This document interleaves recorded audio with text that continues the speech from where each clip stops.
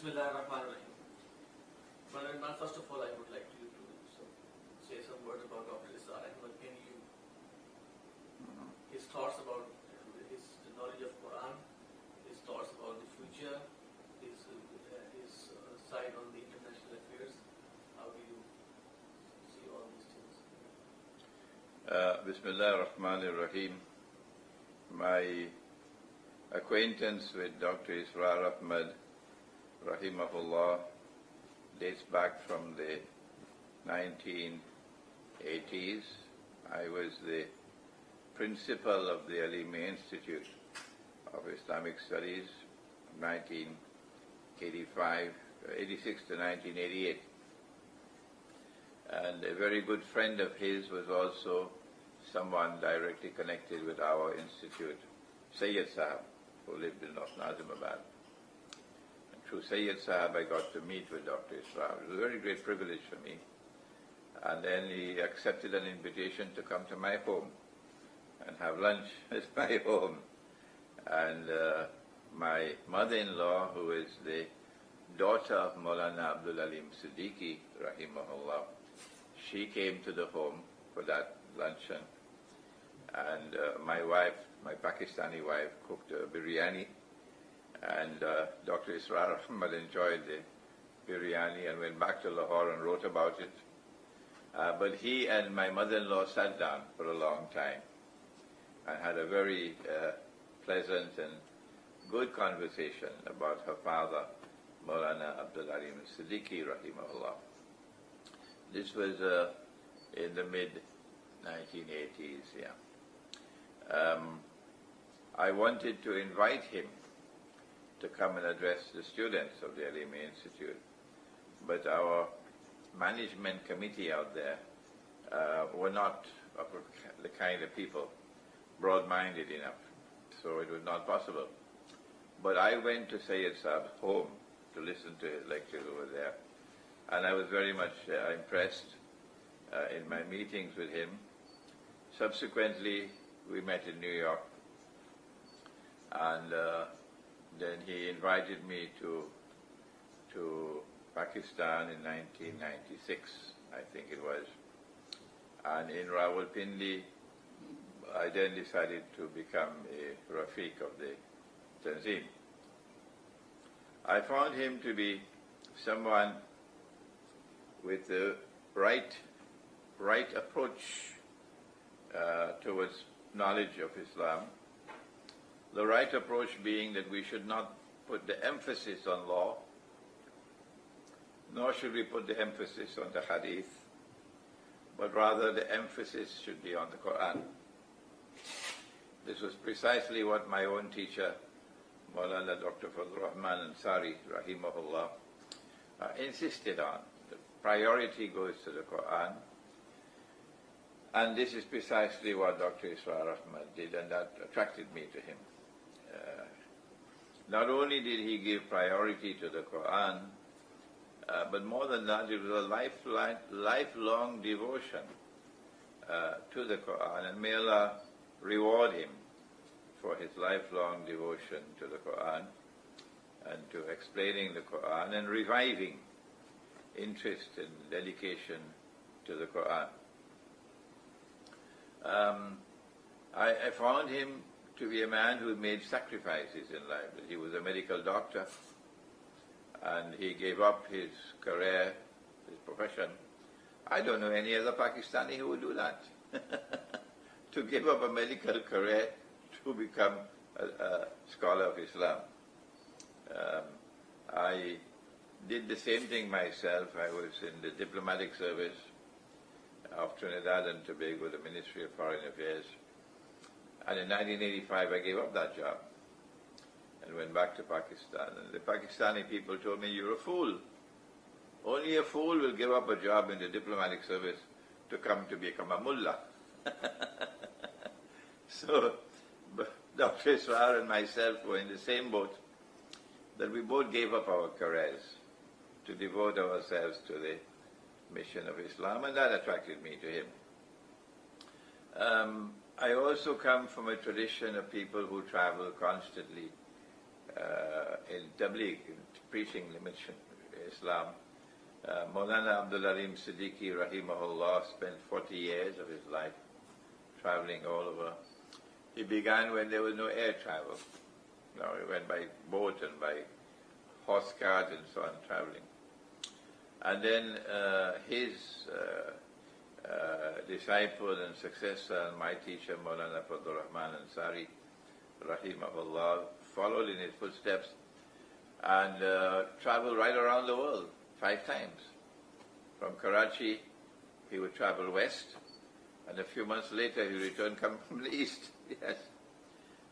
And Dr. Israr Ahmad followed in that noble tradition of traveling around the world, preaching Islam, up to a very old age, with great physical distress sometimes because of his knees. And it was wonderful to see someone be prepared to travel. Is not easy. You have to make sacrifice when you travel, yes. The comfort of your home is gone.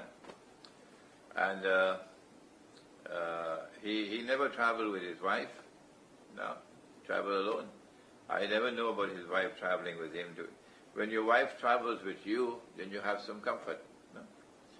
But I'm not aware of his wife traveling with him, for example, to the United States and so on. So this was something remarkable about him, his constant traveling to preach the mission of Islam. He had a commendable command of the English language. It was not his mother tongue. His mother tongue was Urdu.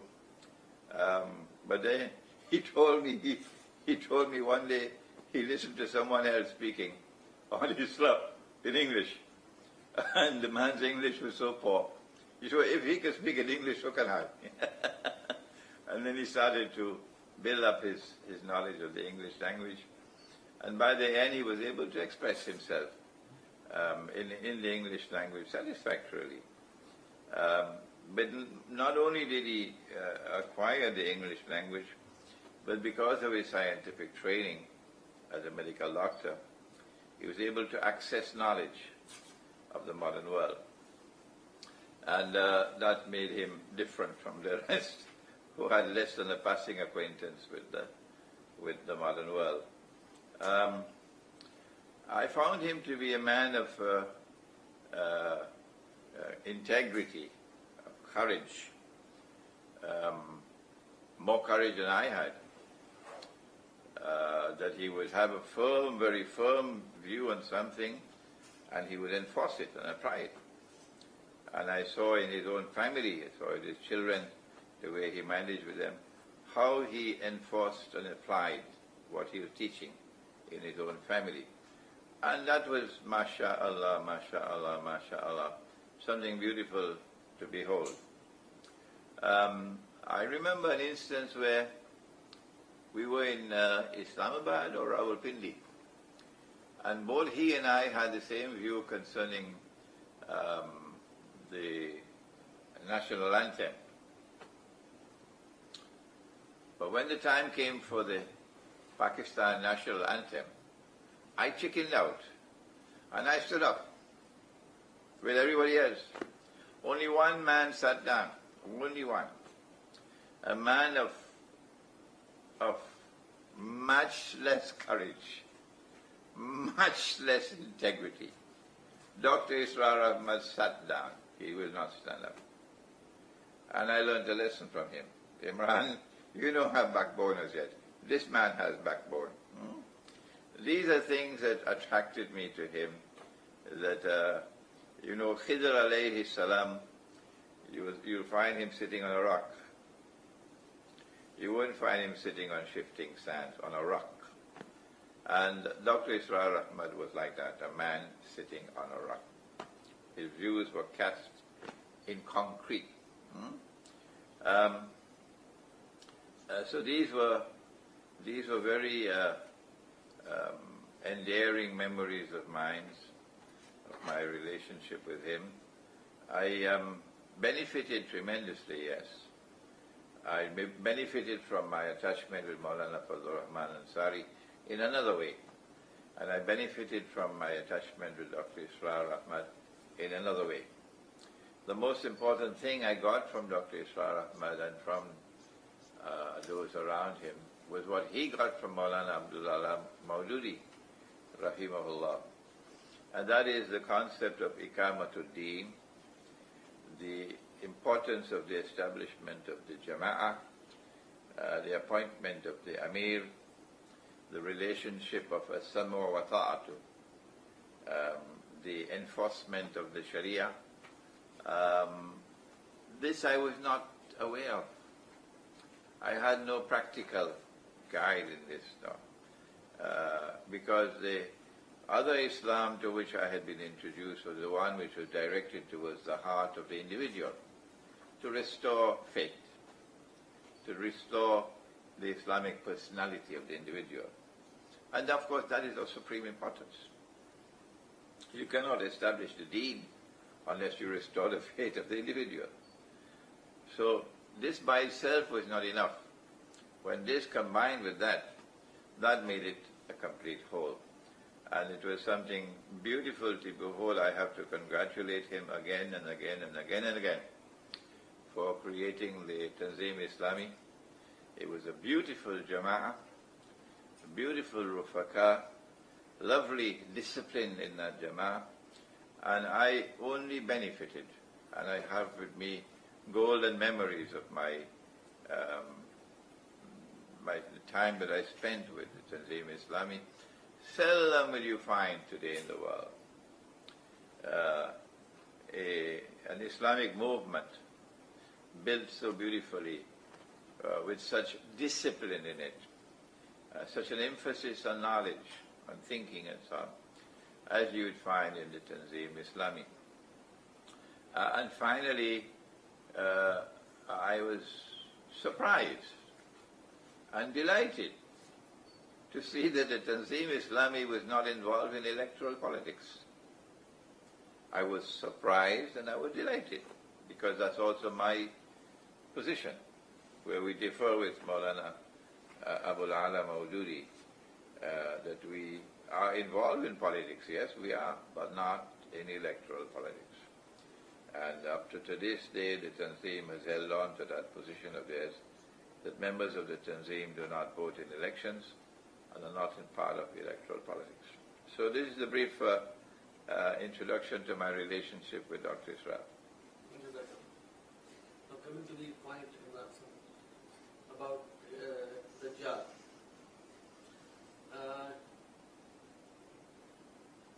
In the light of Quran and Hadith, can you please introduce the Dajjal to a common man? As if I'm going to have to enter into the record something which perhaps is not known. And that is that after I joined the Tanzim in New York, I already had a very high profile in New York as a scholar of Islam. And the Tanzim of North America rapidly moved me forward, appointing me as director of Da'wah, for example, for North America. And so I was involved in public lectures. Wherever the Tanzim had a program, I would be on the platform. But the mid-90s and the late 90s was precisely that period of time when I was entering into Ilmu Akhiru Zaman, because New York was the best city of all to know the world. So as I began to study Surah Al-Kahf of the Quran from 93 onwards, by the time of 96, when I joined the Tanzim, my thoughts were already developing. I already had an introduction to Gog and Magog. I already had an introduction to Dajjal. And I was already seeing clearly what they were doing in the world. But my views on the subject were strange to Dr. Israr. apparently was not comfortable with these views of mine on Dajjal and on Gog and Magog. And so he called me in one day, and in his capacity as Amir, my Amir, gave me orders that he did not want me to lecture and he did not want me to write on the subjects of Dajjal and of Gog and Magog. I respected him before he gave that order. I respected him while he gave the order. I have respected him and admired him since he gave that order. And up to this day, my esteem for him is unchanged. But I could not accept that order. No, I could not. With no disrespect for him whatsoever. I was of the opinion that no man has authority over another man in the world of knowledge. And so I could not accept that order of his. And I continued with my work. And eventually, 2 years later, by 99, Jerusalem and the Quran was already in my mind. And I began writing it in 99. And by the time 9/11 took place, the book was already substantially written. And it was published in 2001, 2002 probably. Either 2001 or 2002, Jerusalem and the Quran was published. Jerusalem and the Quran to this day has remained a bestseller. It has won universal acclaim around the world. No one has attacked that book as yet with credibility. None. No one. It is constantly being translated into new languages. Constantly. The last one now is Russian. Russian translation nearing completion. I have lost count, maybe about 24 translations already. It's a translation in Pashto. If I had obeyed Dr. Israel Ahmad, that book would not have been written. Subsequently, I also wrote an Islamic view of Gog and Magog in the modern world. It remains to this day the solitary book on the subject written in the modern age, which is scholarly. The rest can be fit for Disneyland. I feel sad to say so, really. But it's not my being unfair to others. It's just that I don't see scholarly work on Gog and Magog. And so eventually we had a parting of ways between me and the Tanzim, but the love that I have for the Tanzim has always remained there. And if ever I go to Lahore and I stay anywhere else but in Model Town, the members of the Tanzim are quite angry with me. Yes. Why did Dr. Israr Ahmad give me this extraordinary order to be silent on the subject of Dajjal and of Gog and Magog? Why? A man of such intellectual power and discipline and integrity. I have to take it back to methodology. I believe it is methodology which separated us, and I believe that Allah has blessed me to penetrate the subject of Dajjal and of Gog and Magog and of Ilmu Akhiru Zaman. I believe that this barakah has come from him largely because of methodology. That you do not take the hadith by itself in isolation. No. If you want to study the subject of Gog and Magog, you do not go first to the hadith. No, that's wrong. That's not the right way. You must first go to the Quran and let the Quran teach you the subject of Gog and Magog. And then you go to the hadith. Secondly, you must, when you go to the Quran, you must be able to treat the verses of the Quran like the stars in the sky. The stars in the sky are not just isolated stars. No. Allah didn't put the stars in the sky just for beauty. He says in Surah Al-Mulk, وَلَقَدْ بَعْدَ أَعُوذُ بِاللَّهِ مِنَ الشَّيْطَانِ الرَّجِيمِ وَلَقَدْ زَيَّنَا السَّمَاءَ الدُّنْيَا بِمَصَابِحِ إِلَى آخِرِ الْآيَةِ. By using the word masabih, plural of misbah, you have an absolutely important, strategically important lesson concerning methodology. That you have to understand how the stars are connected to each other, if you're able to use the star as lamps to see. Similarly, you have to know how the ayat of the Quran are connected to each other. If you're able to understand and be able to, the ayat of the Quran become like lamps for you. Okay? And mashallah, we have so many distinguished scholars of Islam all through the ages who have devoted their lives to this subject. I am just a little spark in the latter age, but there are so many who have preceded me. Maulana Fadlur Rahman Ansari rahimahullah gave us this beautiful phrase. He says, in order for you to be able to put the ayat of the Quran together and organize them as a whole, you have to locate what he calls the system of meaning. It is like a necklace, and you have the pearls, and you have the string.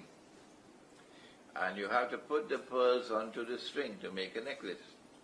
So that string, that taga, that twine, is the system of meaning of the ayat. You cannot locate the system of meaning without an intellectual jihad. And more than that, it is more than the rational faculty that has to be at work. More than the rational faculty. It has to be both the head and the heart. It has to be external knowledge and internal insight, or basira. When these two combine together in the study of the Quran, you're able to locate that system of meaning. And then you'll be able to read the Quran correctly. So when you do that for Gog and Magog, then you will be able to go now to the hadith. And if a hadith is in harmony with the Quran, you accept it and put it on the necklace, and your database is expanding. If a hadith is neither in harmony with the Quran nor in conflict with the Quran, you still accept it, of course, but it'll have a lower status. But what happens when a hadith is in conflict with the Quran, or it appears to be in conflict with the Quran? And so you put it aside.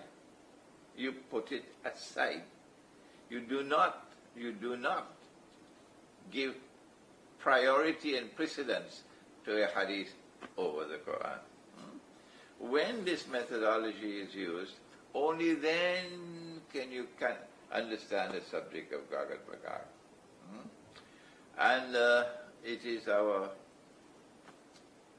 sadness, really, the sad reality, that our scholars of Islam, so many of them, have chosen on the basis of one solitary hadith to come to the conclusion from which they are not budging. Come rain or sunshine, they are not budging. That Gog and Magog will be released only after Nabi Isa alayhi salam returns and he kills Dajjal. Before that, there is no Gog and Magog. That is so sad, because when you hold on to one solitary hadith and you come to your conclusions, cast in concrete, you have disrespected the Quran. And I hope and pray that these words of mine might wake up those who listen to me. Similarly with Dajjal. The fact that Dajjal is not to be found, no mention of Dajjal by name in the Quran, no mention by him, is important. It is important. But the Quran says that it is tibyanan likulli shay. It explains all things, so it must explain Dajjal. If it explains all things, And if Dajjal is the greatest fitna that mankind will experience from the time of Adam alayhi salam to the last day, would the Quran not address the subject of Dajjal? Good. We now have to ask the question, Asif. If the Quran addresses the subject of Dajjal, and Allah chooses not to do it in the ayat muhkamat, therefore He has chosen to do it in the ayat mutashabihat. Why has He chosen? Why? There must be a reason. Ayat mutashabihat cannot be interpreted unless Allah gives you the knowledge. In other words, Allah is reserving this subject for Himself. Reserving it for Himself. This subject is not for every Tom, Dick and Harry. Common man cannot access this subject of Dajjal. No. He has kept it out of the muhkamat. He put it into the mutashabihat. And in order for you to penetrate the mutashabihat, you have to have ta'wil. And that ta'wil is possible only for Allah and for the rasikhuna fil ilm, meaning serious scholarship for Dajjal. Because we have not adopted this approach of recognizing the two oceans of ayat in the Quran. And you know about the full stop. You know about that, if you'll allow me to call it, that wicked full stop. That wicked full stop. Whoever put that wicked full stop, one day we must know who he is, identify him. That because of that wicked full stop, how many scholars have now come to the conclusion about mutashabihat. Only Allah knows the meaning. Only Allah knows the meaning. So full stop, that's it. There's no way to access Dajjal through the Quran. If you cannot use the Quran to access Dajjal, and you only go into the Hadith, oh my gosh, Dajjal is going to make you dance to every tune he wants to play. And you'll be running around in circles. You'll be confused. Okay? Because you're not going to the Quran first. I think this is part of the reason why we have this tremendous void in the world of Islamic scholarship today, an incapacity to penetrate the subject of Dajjal.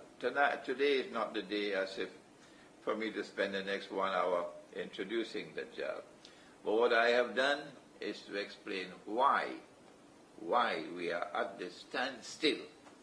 We cannot move forward to explain, to understand, to penetrate the subject of Dajjal. It is a subject problem of methodology. Dajjal, there is a fitna of Dajjal. We think that we are already in it. How would you recommend a Muslim to be away from this fitna? I thought you were going to speak in Urdu and I will speak in English. Urdu में बोलूं? दज्जाल की sir से बचने के लिए नबी अकरम सल्लल्लाहु अलैहि वसल्लम ने उम्मत मुस्लिमों को क्या है? जी. If we are to respond properly to Dajjal as an ummah, it is necessary for us to not only adopt the proper methodology, we must also receive Allah's grace. And Allah's grace comes down in the form of knowledge coming down directly from Allah. Allah's grace would not come down if the heart of the individual is not a special kind of heart. He is Ar-Rahman. And that famous hadith with which you begin the study of Sahih Bukhari, Ar-Rahimuna yarhamahum ar-Rahman. Irhamu man fil ard, yarhamukum man fis sama. وَمَا أَرْسَلْنَاكَ إِلَّا rahmatan lil alameen. So Rahma is a foundation pillar.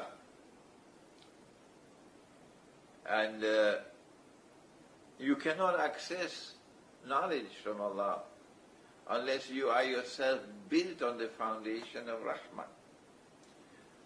And this gives us now the model of scholarship for this age, through which this ummah can address the subject of Dajjal. The model of scholarship of this age is not the Darul Uloom. No, it's not the Darul Uloom. It's a different epistemology in which knowledge must come directly from Allah. And who is that individual who personifies the model of scholarship in Akhirul Zaman? He's there in Surah Al-Kahf. He's Khidr alayhi salam. Khidr alayhi salam. And Islamic scholarship in India and Pakistan is more advanced than the rest of the world. Because Iqbal recognized as plain as the sunshine, that's how Iqbal recognized that model of a scholarship. I don't know much Urdu, and I do not know much of these verses, but this one I memorized because your father helped me. हजारों साल नरगिस अपनी बेनूरी पे रोती है, बड़ी मुश्किल से होता है चमन में दीदावर पैदा. Who is Didawar? Didawar is the Khidr. Khidr alayhi salam. That's a Didawar. Khidr. So Iqbal is pointing beautifully to the need for a Khidr. He was not impressed by Darul Uloom education. Iqbal was not. No. He was so unimpressed by it that he called for the reconstruction of religious thought in Islam. Because what was coming out of the Darul Uloom was inadequate for facing the challenges of the modern age. Okay? Iqbal called for Didawar. Didawar is Khidr alayhi salam. If we are to get out of the mess in which we are today, if we are to have a tomorrow in which the world of Islamic scholarship will now function credibly, using the Quran to understand the reality of the world today and respond to it appropriately, it will be on the basis of following in the what you call Naqsh Qadam, the footprints of Khidr alayhi salam. And the footprints of Khidr alayhi salam is number one, epistemology. The knowledge does not come only from external causes. There's that knowledge which is externally acquired, and there's that knowledge which is internally received. And these two are like two oceans of knowledge. And you'll find the most learned where? Majma' al-Bahrain, where the two oceans meet. Khidr alayhi salam is آتَيْنَاهُ رَحْمَةً مِنْ عِنْدِنَا. So he's built on the foundation of Rahmah. If we are to follow in the footsteps of Khidr, we also must be built on the foundations of Rahmah. Rahmah, yes. You don't suspect other people. No. You put a good meaning to things. Always accept them to be good until you have evidence to the contrary. Do not be suspicious of people. آتَيْنَاهُ رَحْمَةً مِنْ عِنْدِنَا. That's Rahmah. That's a heart built on Rahmah. A heart which is forgiving and merciful. And then you qualify وَعَلَّمْنَاهُ مِنْ لَدُنَّا عِلْمًا. This is a brief answer to you. This is how we should prepare ourselves to respond to Dajjal in terms of scholarship.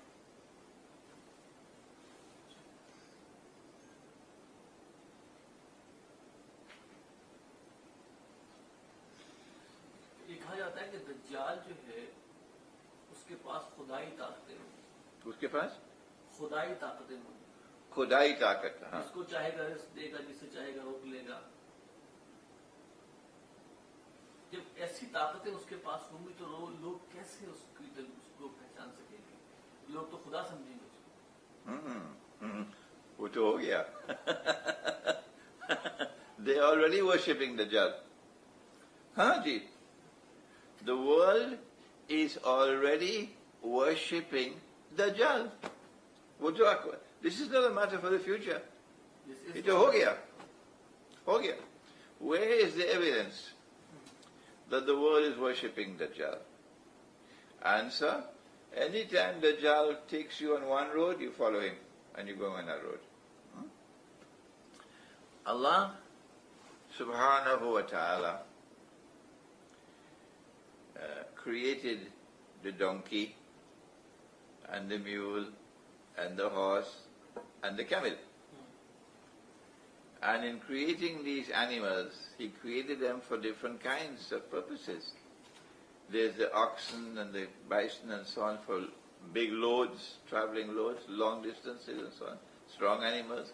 And the camel, which can keep water in its stomach, all right? And that water, the camel drinks enough water for maybe, 2 weeks, the camel can do without water. And if you're dying for thirst in the desert and you kill the camel, you can get some water. Yeah. So these animals are not fashioned by accident. Lo and behold, Dajjal comes with oil and mechanized transport. And what happens to the entire world of transport that Allah created? Where is it today? Subhanalladhi sakhkhara lana hadha. Where is the hadha today? Huh? Nobody rides a donkey anymore except in the villages. Even in the desert they're not riding camels anymore. They have these four-wheel drives for the desert. Nobody rides a camel anymore. And suddenly it's gone. But Allah did not create the horse only for traveling. No. The male, when he uses a horse, he gets exercise for his body. He gets exercise for his male functions. As a man, his virility as a man. All right? His sexual prowess. All of these things are connected with the exercise that he gets from riding horses. So along comes the iron horse, and we abandon the natural horse. And in the process of losing that mode of transport that Allah created, we also now reduce ourselves to a shadow of what we could be. This is Dajjal's masculizing, making us less and less men, until one day men will be dressing like women and women dressing like men. So women can assume the functional role of men in society, and men will assume the functional role of women in society. This is worshipping Dajjal. Dajjal took the dinar and dirham out of the market. Have they asked themselves the question, where did the dinar and dirham go? Who took it out? Why did they take it out? Kabhi pucha aapne? Did they ever ask this question? Before this substitute came, who gave us this substitute? What is the status of this first substitute? What is its function? Huh? This is Dajjal. Dajjal gave us this money. And our universal acceptance of the Pakistani rupee and the Bangladeshi taka make us all believers in Dajjal. We're already worshipping him. So this is not tomorrow. This is already today. The Khilafah is gone. The Shura is gone. And in place of the Shura you have this bogus with a capital be this stupid system of elections by secret ballot? Secret ballot? You can't say ever. Where does this secret ballot come from? We never knew that in Islam. You are responsible for your choice in Islam. Yes. You have to be known, your choice, your view. But they gave us this rotten, stinking, filthy system of secret ballot that nobody knows anything. And so you can do whatever you want with the results. You could hatch it, you could rehatch it, you could tamper with it, you could give us the elections anyhow you want, and you could have a Nawaz Sharif as your Prime Minister. कुछ मजहबी दानिशवरों की राय है कि दज्जाल किसी खास शख्सियत का नाम नहीं बल्कि ये दीन दुश्मन निज़ाम या तहजीब के लिए एक सिंबल है जैसे आज दुनिया में मगरबी तहजीब मुसल्लत है ये बात कहाँ तक दुरुस्त है कि वो एक शख्सियत का नाम नहीं बल्कि एक तहजीब का नाम है जो अल्लाह के खिलाफ My apologies, Asif. People who express such an opinion don't even have an introduction to scholarship. They are not scholars. You're wasting your time with such people. Yes. They are not scholars. No. They probably know how to cook biryani. But you cannot admit them into the world of scholarship if you express such an opinion. No. Because it is elementary. Elementary. Why? Don't they have any sense? The Prophet ﷺ introduced Dajjal to us as Al-Masih al-Dajjal. What does it mean? This is Khansama's thought. What is Al-Masih al-Dajjal? Al-Masih al-Dajjal is a person who will seek to impersonate Al-Masih. If you are a horse, can a horse impersonate the son of Mary? If you are a jackass, can a jackass impersonate the son of Mary? No. Even if you're an angel, you still have to come in the form of a human being. Even if you're a jinn, you still have to come in the form of a human being if you are to successfully impersonate the Messiah. So Dajjal has to come in the form of a human being and declare, I am the Messiah, for the Jews to accept him as the Messiah. But he has to do more than that. The Messiah has to come from the house of Dawood alayhi salam. So he has to demonstrate who is his father and who is his mother and grandfather and grandmother. I don't need to speak anything more on that. Yajuj और माजूज इनका जिक्र कुरान में है आजकल हम याजूज और माजूज किनको कहेंगे Gog and Magog today are located in the Judeo-Christian Zionist Alliance, full stop. For me to explain more, it will take a long time. I have to go to the Quran, and having finished with the Quran, then I have to go to Hadith. So I give you the conclusion at the end. That's it. Gog and Magog are the Judeo-Christian Zionist Alliance. Well, thank you very much, Asif, and I offer my salams and love to all those in Pakistan who will listen to this short interview. And I pray that one day Allah make it possible for us to meet again, inshallah. Okay, assalamu alaikum. Bismillah.